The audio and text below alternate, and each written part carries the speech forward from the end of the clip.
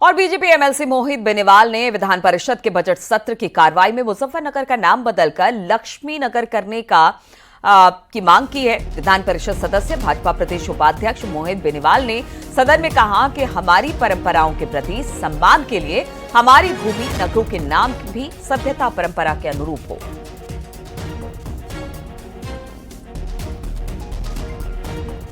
का इलाहाबाद से नाम बदल करके प्रयागराज करना उसका एक अनूठा उदाहरण है। अधिष्ठाता महोदय, मैं आपके माध्यम से एक ऐतिहासिक मांग करना चाहता हूं और महाभारत काल से जुड़े जनपद मुजफ्फरनगर का नाम बदल करके लक्ष्मी नगर करने की मांग इस सदन के माध्यम से करना चाहता हूं।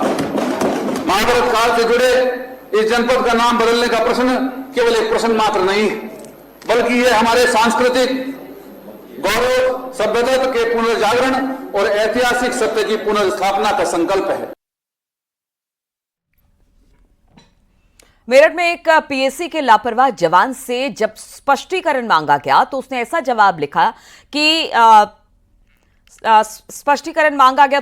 जवाब लिखा कि पढ़ने वालों के होश फाख्ता हो जाए। स्पष्टीकरण के सवाल और जवाब का फोटो वायरल हो गया।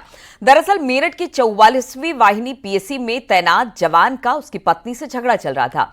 इसी की वजह से वो अपनी नौकरी पर ध्यान नहीं दे पा रहा था। कभी वर्दी ठीक से नहीं पहनता, कभी शेविंग बड़ी हुई होती, कभी मीटिंग में लेट पहुंचता तो कभी अनुशासनहीनता कर बैठता।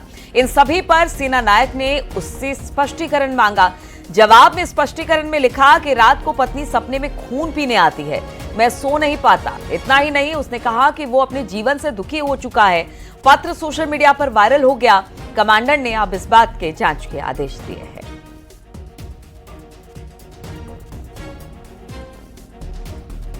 पीएसी के लापरवाह जवान से जब स्पष्टीकरण मांगा तो उसने ऐसा जवाब लिख दिया कि अधिकारियों के होश फाख्ता हो गए।